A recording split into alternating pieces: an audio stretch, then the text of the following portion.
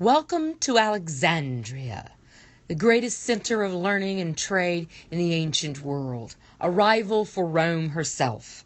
Come with us as we journey through her streets and see her wonders.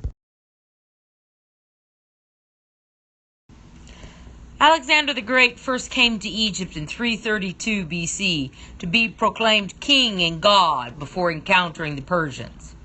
While here, he commissioned the founding of Alexandria. Alexander didn't build this city, though. That fell to the Ptolemies. They took a small fishing village of Rakotis and turned it into a world power. They turned one harbor, which was interesting, into two, and built streets that expanded the city. According to the ancient geographer Strabo, Alexandria was in the shape of the chalmus and a horse rider's cloak.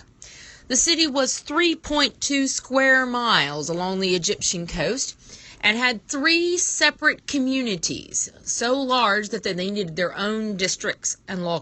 Alexandria was a planned city, laid out on a grid. Its central street was Canopic Way, which was 4.5 miles long, running from the Gate of the Sun to the Gate of the Moon. It intersected the Street of the Soma, the last resting place of Alexander the Great. Canopic Street in Alexandria was never idle in the ancient world. Here glass was blown, papyrus was made, linen cloth was woven, and the double harbors on either side of the Hephaestion Bridge were always being loaded and unloaded. It was always. And the great ships left Alexandria taking their goods across the Mediterranean. And the most important ships were actually those bearing what Egypt had always produced, grain. Grain that saved Rome time and again from famine. Any tour of Alexandria has too many stops to make. On one end there's the Hippodrome, the other Pompey's Pillar and the Serapeum, Temple of Isis, the Theater of Dionysus, and of course, the two greatest, the lighthouse and the library. The lighthouse of Alexandria was the first of its kind and set the standard for centuries to come. It was operational for over 1,000 years and a wonder to the Arabs as much as the ancient world. It also was a tourist attraction in the ancient world.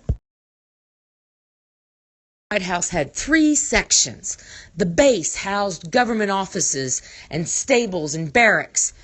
The second was for tourists and had food and shops.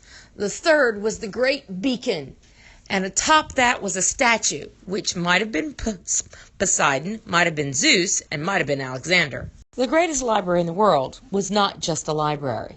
It was, in fact, a museum, a mauseon, a place where inspiration occurred, and research and discovery. It was amazing. The Museum of Alexandria was a vast complex that housed all types of research and dealt with every known subject. So it had multiple buildings, multiple reading rooms, as well as laboratories. Of course, there was an actual library here, the most fabulous in the ancient world. Every major work was collected here, including things like the books of the kings mentioned in the Old Testament, long lost to us. Such a collection, it's no surprise that every subject known was studied at Alexandria. And it became the first university in the modern sense, with endowed chairs and paid professors and researchers who scoured the world. It's often overlooked that there was tremendous literary work done at Alexandria. Codification of the library itself begins library sciences, but there was also work on the standardizing texts of Homer and other great works. Perhaps of everything done here at Alexandria, the thing I would have liked to have seen the most was the translation of the Septuagint. The translation from Hebrew into Greek of the Old Testament, perhaps done for the Jews of Alexandria The first chair of mathematics at Alexandria was none other than the father of geometry, Euclid himself. It's no wonder that there were so many discoveries here, from the heliocentric theories to cataloging stars to planetariums and trigonometry. Some scholars came to Alexandria and stayed. Others came for only a time. Archimedes of Syracuse was one and such scholar. Here, though, at Alexandria, it is thought that he invented the screw, a pump, to raise water from one level to another. Some scholars cannot be contained within one field. Such was the case with Eratosthenes. He is the father of geography and wrote the first great geography text of 3 books. But he also determined how to figure out prime numbers and how to measure the earth. Of course, not every discovery at Alexandria was right.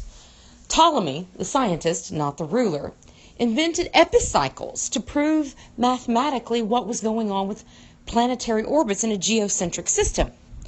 Unfortunately, he was dead wrong. For all its splendor, though, the Library of Alexandria is no more. It fell prey to successive wars and fires from Julius. Until a few years ago, the story had to end there. But now it does not. For Egypt has built again.